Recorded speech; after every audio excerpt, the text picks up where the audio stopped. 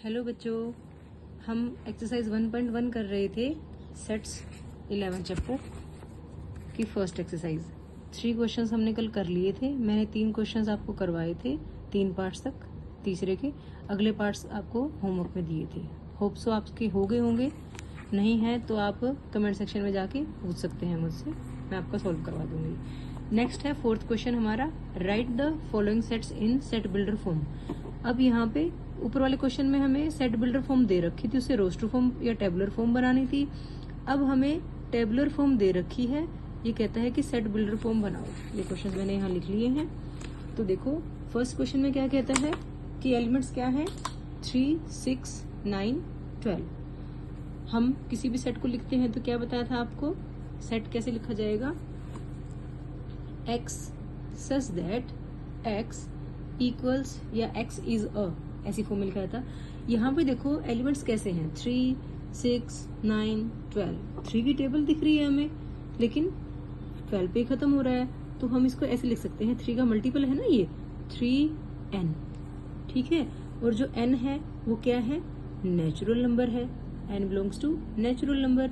और natural number तो जो हमारे होते हैं वो 1, 2, 3 अप टू इन्फिनिटी होते हैं। यहाँ पे नेचुरल नंबर कहाँ तक जा रहा है हमारा, 3 1 जा 3, 3 2 जा 6, 3 3 जा 9, 3 4 जा 12।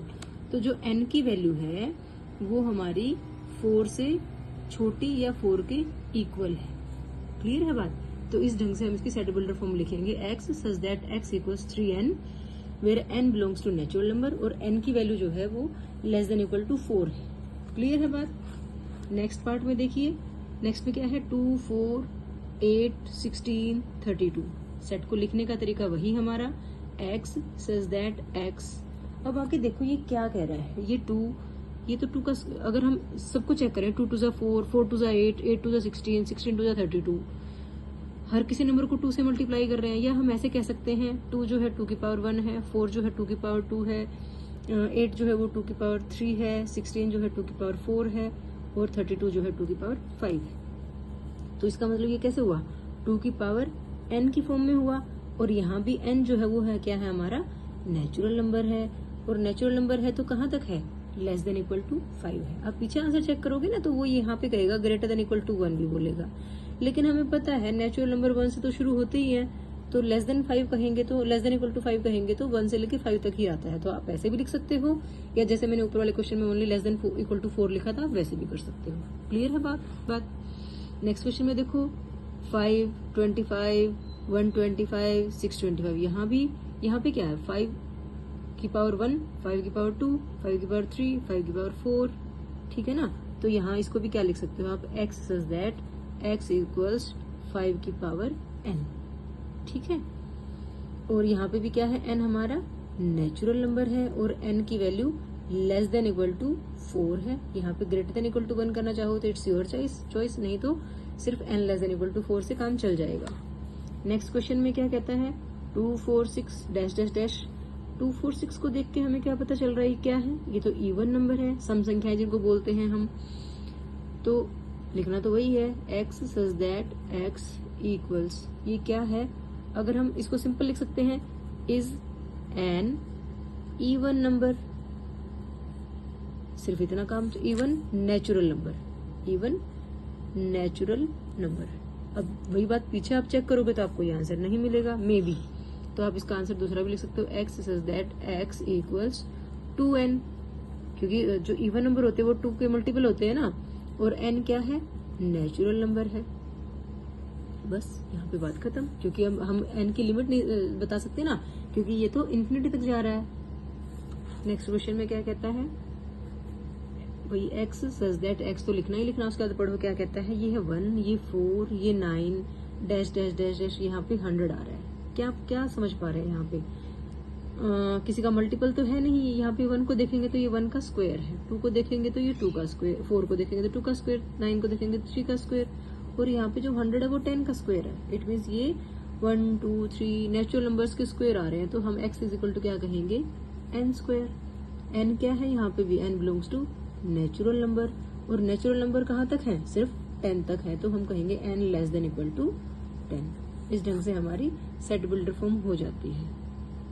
अब फिफ्थ क्वेश्चन में देखो आप क्या कहता है, list all the elements of the following sets. यहाँ पे भी सेट बिल्डर फॉर्म दे रखी है। ये कहता है कि इनके एलिमेंट्स लिखो। फर्स्ट क्वेश्चन में क्या कहता है, x such that x is an odd natural number. x क्या है हमारा, ओड नेचुरल नंबर है। ओड मीन्स विषम संख्या है, नेचुरल संख्या मतलब प्राकृतिक नंबर हमारे हो गए। तो यहाँ पे जो ए सेट बनेगा हमारा, उसके एलिमेंट्स क्या बनेगी, 1, 3, 5 और अप टू इन्फिनिटी। ये हमारा सेट बन गया। सेकंड पार्ट में बी में क्या कहता है, ये आप अपनी बुक में देख सकते हैं। इसने बोला है कि जो बी सेट है उसमें x की वैल्यू ग्रेटर देन -12 और लेस देन 9/2 बोल रहा है। तो देखो -12 का मतलब क्या होता है, 0.5, हाफ का मतलब 0.5, -12 है ये। और यहाँ पे 9/2 को अगर देखोगे आप, ये बनेगा 4.5। ठीक है। इंटीजर बोला है, इंटीजर क्या होते हैं, पूर्णांक।